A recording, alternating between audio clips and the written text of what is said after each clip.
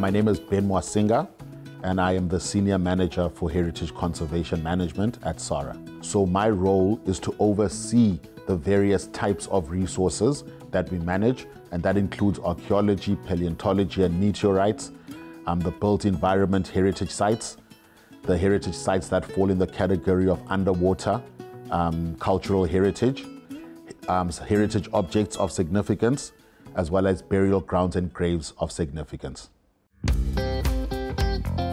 Robben Island was declared in May 2006. So Robben Island is inextricably linked to the history of South Africa. The Dutch settlers and the Portuguese that were prominent at that time, we're talking about the 1600s. When Robben Island was identified by these European settlers, it became a shipping station. So all the ships that would be going from Europe to Asia would pass by Robben Island, and they would stop there as a refreshment station. That's the early history of the site. The Dutch further, I'd say, colonized the site and tried to turn it into a sustainable settlement. However, there were issues because it's detached from the mainland, so getting resources to the site was quite a challenge, but they did bring cattle and early agricultural practices to the site. There are also records of the first peoples, the First Nations, the Khoi and San, also having inhabited the island at a certain point prior to this colonization.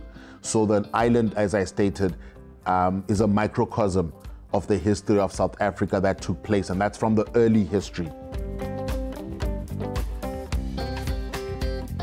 If we move on to a more contemporary and modern history, what we all know is the incarceration and the use of the site as a prisoner. It's also a site that speaks to that very early history against colonization.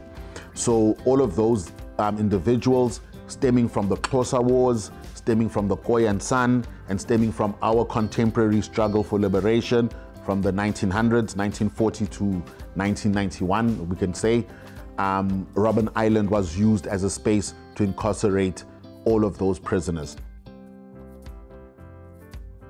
The island has always played a role in resistance, whether it was Dutch resistance against the Dutch colonization, resistance against British colonization, and of course resistance against Afrikaner domination at the time. And the individuals who they felt played a significantly high risk or who resisted and threatened the order of the day, those individuals were placed on Robben Island. So it was turned into a maximum security prison in the 1960s. And from the 1960s up until 1991, any resistance leader who was found guilty of treason under the apartheid regime or who was found to be a terrorist under the apartheid regime would have been sent to Robben Island. And so again, our story of resistance, liberation, struggle, and ultimately freedom is completely told at Robben Island.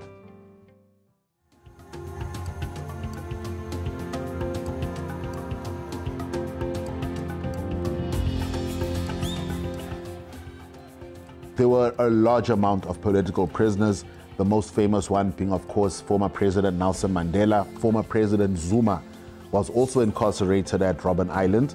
We know that Governor Mbeki, the father of a former president, was also incarcerated at Robben Island. And then we have the famous scholar Robert Sobukwe, whose house is still conserved as a heritage site on the island. And again, it's because of the location. The island is separated from the mainland of South Africa. Therefore, placing those individuals there, you would nullify their influence amongst the youth and the general population who would be resisting apartheid at that time.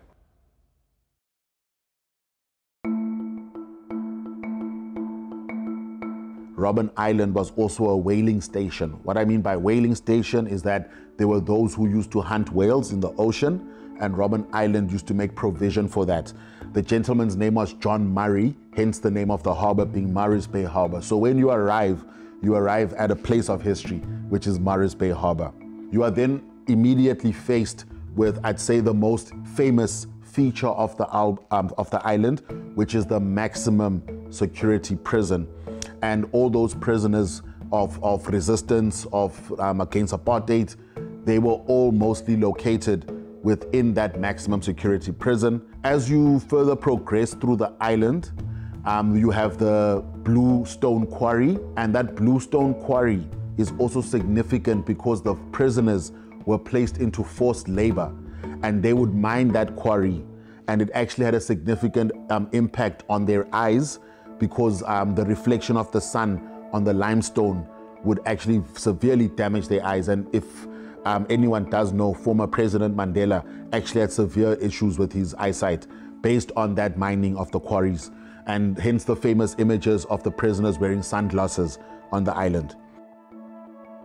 You also then have the Kramat, which were declared by SAHRA as a National Heritage Site, also located on Robben Island. What you then are basically confronted with mostly is the most beautiful and rare fauna and flora. That is the environmental layer, which is protected again by UNESCO as a World Heritage Site as well. Robben Island is a key tourist destination in South Africa.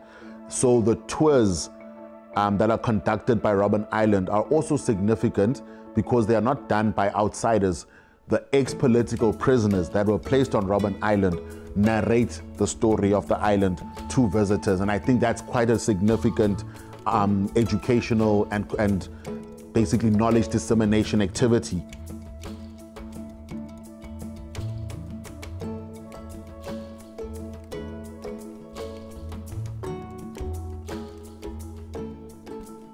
The South African Heritage Resource Agency, SAHRA, is responsible for the management and conservation of national heritage sites in South Africa. SAHRA has the delegated authority to manage all developments in terms of cultural conservation on the island. Any developments that may impact the maximum security prison, the Kramat, the Governor's Mansion, Maris Bay Harbour, any of those features, the culturally significant features, no one can alter or modify those features without getting a permit from SAHRA. But most importantly, SAHRA also ensures that there is dialogue between Robben Island management and Robben Island stakeholders, which by that I mean the interested and affected parties, such as the ex-political prisoners. We always ensure that their views are also considered before any development proceeds on the island.